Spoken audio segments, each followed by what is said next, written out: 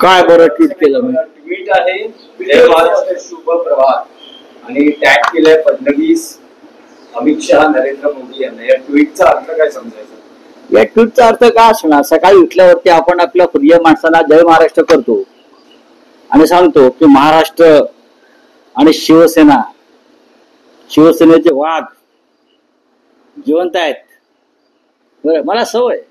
आता बघा, नरेंद्र मोदी देशाचे प्रधानमंत्री आहेत, अमित शहा या देशाचे गृहमंत्री आहेत, फडणवीस या राज्याचे मुख्यमंत्री आहेत आणि या तिघांनी मिळून शिवसेना तोडली, म्हणजे महाराष्ट्र कमजोर करण्याचा प्रयत्न केला. त्यांना मी सांगितलं की आहोत आम्ही अजून,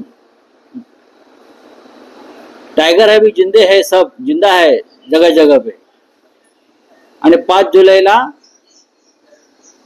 मराठी विजय दिवस जो आहे त्याचं त्यांनाही आम्ही आमंत्रण देणार आहोत किंवा त्यांनी बघावं हा विजय दिवसाचा सोहळा काय आहे 5 जुलैला. तो मराठी भाषेसंदर्भात किंवा हिंदी सक्ती संदर्भात मराठी एकजुटीनं विजय प्राप्त केला. हा विजय या महाराष्ट्र देशांवरचा विजय प्राप्त आहे, म्हणून त्यांना जय महाराष्ट्र केला. त्याआधी तुम्ही म्हणालात की आमचे प्रिय नेते आहेत. इतक्या सगळ्या राजकीय घडामोडींनंतरही नरेंद्र मोदी, अमित शहा आणि देवेंद्र फडणवीस हे तुमच्यासाठी प्रिय नेते आहेत देशाचे. त्यांनी ज्या पद्धतीनं बघा, शत्रूला कधीही प्रिय म्हटलं पाहिजे. शिवसेना प्रमुखांनी सांगितलेलं आहे की शत्रू हा तोला मोलाचा असायला पाहिजे. महाराष्ट्राच्या दुश्मनांना आम्ही जो काल संघर्ष झाला आम्ही त्या दुश्मनांना दाखवलं महाराष्ट्राची एकजूट काय आहे ती. Hate the sin but not the sinner. पापाचा द्वेष करा, पाप्याचा करू नका, असं एक इंग्रजीमध्ये सुविचार आहे. Hate the sin but not the sinner. आणि असे जेव्हा दुश्मन महाराष्ट्राच्या समोर राहतील तेव्हा आम्हाला लढाईला, संघर्ष करायला, शिवसेनेला असेल किंवा माननीय उद्धव ठाकरे असतील, राज ठाकरे असतील, शरद पवार साहेब असतील, आम्हाला मजा येते. आम्ही लढणारे लोक आहोत. त्यांना वाटलं असेल की त्यांनी जे घाव घातले त्याच्यामुळे महाराष्ट्र कोलमडून गेला किंवा शिवसेना कोलमडून गेली. अजिबात नाही. आम्ही उभे आहोत आणि उभे राहणार, लढणार आणि एक दिवस तुम्हाला घरी पाठवणार. ठरलंय माझं. काल सन्माननीय मनसे प्रमुख राज ठाकरे यांच्याशी चर्चा झाली. माननीय उद्धव साहेब, शिवसेना पक्षप्रमुखांशी चर्चा झाली आणि त्यानंतर असं ठरलं की वरळीला जे डोम सभागृह आहे मोठं, तिथे हा सोहळा करावा. पण त्याचबरोबर शिवसेनेनं आधी शिवतीर्थ मिळावं या कार्यक्रमासाठी. यासाठी आम्ही विनंती अर्ज केलेला आहे, कारण मराठी माणसाचा हा सोहळा शिवतीर्थावर व्हावा अशी एक भूमिका होती. अर्ज तो आमचा अजूनही पेंडिंग आहे.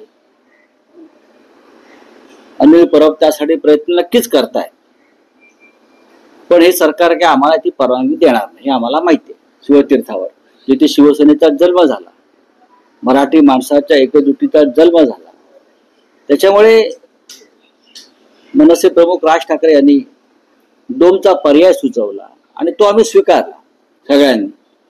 आता त्या संदर्भात काल आमची एक बैठकही झाली आणि त्या बैठकीमध्ये साधारण कार्यक्रमाचं स्वरूप कसं असावं, काय असावं, किती माणसं येतील, हे सगळं आम्ही त्याच्यावरती चर्चा केली. पहिली चर्चा केली. 5 जुलैला साधारण 12 ते 12:30च्या दरम्यान हा कार्यक्रम सुरू होईल आणि मुंबईमध्ये सध्या एकमेव भव्य सभागृह किंवा एक मोकळी जागा आहे आणि त्या कार्यक्रमाला नक्कीच उद्धव ठाकरे आणि राज ठाकरे उपस्थित राहतील. ठाकरे एकत्र येतील त्या कार्यक्रमाच्या व्यासपीठावर. त्याच्याविषयी आता दुमत असण्याचं आणि शंका असण्याचं कारण नाही.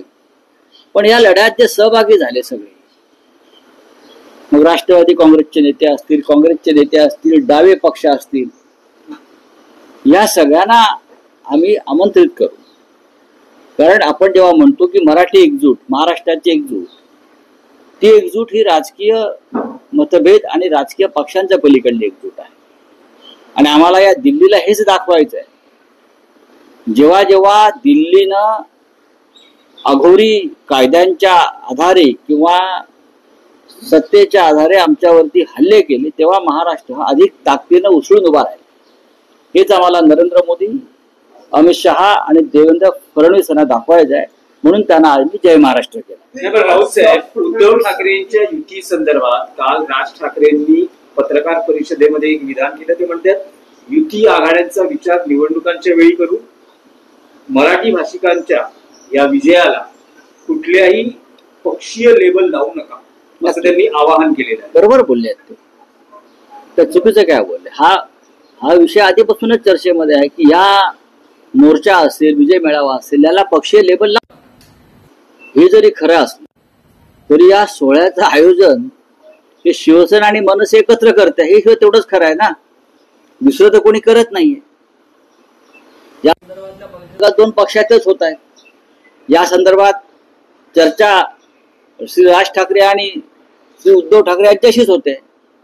हे सुद्धा तुम्हाला दुर्लक्षित करता येणार नाही. बाकी आपण असे कितीही बोललो, काही केलं तरी शेवटी दोन पक्षांच्या माध्यमातूनच हे सगळं घडत आहे. पण देवेंद्र फडणवीस यावर म्हणत आहेत की दोन भावांना एकत्र येऊ नये त्यांनी, असा मी कुठला GR काढलेला नाही. त्यांनी एकत्र यावं, क्रिकेट खेळावं, टेनिस खेळावं, हा त्यांचा वैयक्तिक विषय. बघा, देवेंद्र फडणवीस यांनी GR काढल्यामुळे काही शिवसेनेची स्थापना झाली नाही ना. आणि देवेंद्र फडणवीस यांनी GR काढल्यामुळे मराठी माणसं एकत्र आली नाहीत. देवेंद्र फडणवीस यांनी GR काढला शिवसेना फोडण्याचा, तरी मराठी माणूस एकत्रच आहे. त्याच्यामुळे GRच्या गोष्टी तुम्ही आम्हाला सांगू नका. एक आपली स्क्रिप्ट जी आहे ती गहाळ पडलेली आहे किंवा ती ईडीकडे पडलेली आहे, कोणती स्क्रिप्ट आहे त्या संदर्भात? हो, करेल ना. एक तर ठाकरे 2 या सिनेमाचं एक अर्ध स्क्रिप्ट ईडीवाले घेऊन गेले. जॉर्ज फर्नांडिस, त्यांना वाटलं खूप मोठं काहीतरी स्कॅन्डल आहे, ते घेऊन गेले. आता आम्ही अर्ज केलाय, आम्हाला परत द्या म्हणून, आम्हाला काम करायचं त्याच्यावरती. राऊत साहेब, फडणवीस वारंवार असं म्हणत आहेत की डॉक्टर माशेलकर समितीचा जो अहवाल आहे हा उद्धव ठाकरे यांच्या नेतृत्वाखालील सरकार, म्हणजे ते मुख्यमंत्री असतानाच्या सरकारने स्वीकारला होता. काल त्यांनी असं विधान केलं आहे की उद्धव ठाकरेंचे उजवा हात समजले जाणारे उपनेता विजय कदम यांनी हा अहवाल लिहिला आणि तो मंत्रिमंडळाच्या बैठकीत मांडण्यात आला आणि तो स्वीकारण्यात आला. तो अहवाल समोर आणा ना लोकांसमोर. आम्ही वारंवार काय सांगतोय, तो जो अहवाल आहे तो स्वीकारला, त्याच्यावरती काय कार्यवाही केली, त्यानंतर तेव्हाच्या मुख्यमंत्र्यांनी कोणता GR काढला, हे समोर आणा. तो GR जसा देवेंद्र फडणवीस यांनी मुख्यमंत्री म्हणून एक GR काढला, हिंदी त्रिभाषा सूत्रानुसार तिसरी भाषा म्हणून सक्तीची, हा GR आहे ना. त्याच्या विरुद्ध आम्ही आंदोलन केलं. अशा प्रकारचा GR जर तेव्हाच्या मुख्यमंत्र्यांनी काढला असेल तर लपवतात कशाला? तुमच्या हातात सरकार आहे. बघा, हे खोटारडे लोक आहेत. हे खोटेपणातून सत्तेवर आले. ढोंग हे त्यांचं हत्यार आहे. त्यांच्याकडे दुसरं खोटं बोलण्याशिवाय दुसरं कोणतंही साधन नाही. हे खोटं बोलत आहे. जर उद्धव ठाकरे साहेबांचा GR असता तर आम्ही तो कशाला जाळला असता? आम्ही तुमचा GR जाळतोय, तुम्ही आमचा GR जाळा ना. उद्धव ठाकरे साहेबांनी जो GR काढला असं म्हणताय किंवा काय, तो जाळा ना तुम्ही भाजपवाल्यांनो. आम्ही तुम्हाला जागा देतो जाळायला आझाद मैदानला किंवा शिवसेना भवनासमोर येऊन जाळा. आम्ही देवेंद्र फडणवीस यांचा GR जाळतो. आमचा GR असेल उद्धव साहेबांच्या सहीचा, त्यांनी तो जाळावा आणि शिवसेना भवनासमोरच्या गडकरी चौकातून जाळावा. आम्ही त्यांना साफसफाई करून देतो. आणखी एक विषय आहे. बोला. एका बाजूला ठाकरे युतीची नांदी म्हणतात, तर दुसऱ्या बाजूला काँग्रेसनं स्थानिक स्वराज्य संस्थांच्या निवडणुकांसाठी स्वबळावर लढण्याची चाचपणी सुरू केली आहे. करू द्या. त्यात झालं काय? काँग्रेस हा एक स्वतंत्र राष्ट्रीय पक्ष आहे. निवडणुका संदर्भात कोणता निर्णय घ्यायचा, काय करायचं, महाविकास आघाडी लोकसभा आणि विधानसभेसाठी होती. स्थानिक स्वराज्य संस्था हा प्रत्येक पक्षाचा स्वतंत्र विषय आहे. बोलिए, आपका क्या है? बोला बोला बोलिए.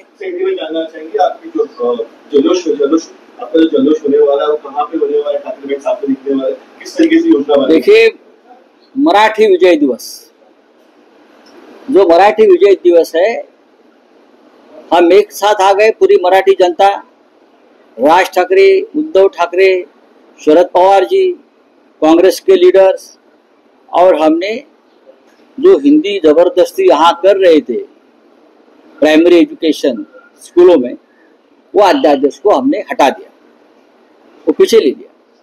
महाराष्ट्र के लिए ये एक विजय का, एक जल्लोष का दिन है। तो 5 तारीख को हम एक मोर्चा निकालने वाले थे इस अध्यादेश, सरकारी आदेश के खिलाफ। अब उसकी जरूरत नहीं है, तो हम 5 तारीख को एक भव्य विजय जल्लोष का कार्यक्रम करेंगे, मराठी विजय दिवस। और उसमें 5 तारीख को होगा ये वर्ली में जो डोम सभागृह है, बहुत बड़ी संख्या में लोग वहां जमा होते हैं। वहां उद्धव ठाकरे जी, राज ठाकरे जी एक साथ मंच साझा करेंगे। जो महाराष्ट्र की जनता की इच्छा है कि ये 2 नेता, 2 भाई एक साथ दिखने चाहिए। मुझे लगता है 5 तारीख को ये नजारा पूरे राज्य को और देश को दिखेगा। ऑपोजिशन जो बाकी पार्टी को बुलाया जाएगा, शिंदे सेना भी है, बाकी सभी को बुलाया जाएगा। हम सबको बुलाएंगे, हम सबको बुलाएंगे ना।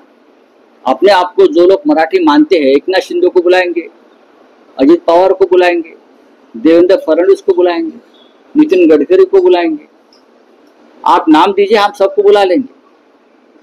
अपने आप को जो मराठी बोलते हैं कि हम मराठी नेता है महाराष्ट्र के, तो हम सबको बुला लेंगे। आप आइए अगर आना है तो। चले, थैंक यू। आंदोलन के बाद महाराष्ट्र का सिक्योरिटी बिल आ रहा है, आप किस तरीके से देख लो कि आपके आंदोलन के बाद नॉर्मली ये विधायक आने की बात की जा रही है? ये जो बिल है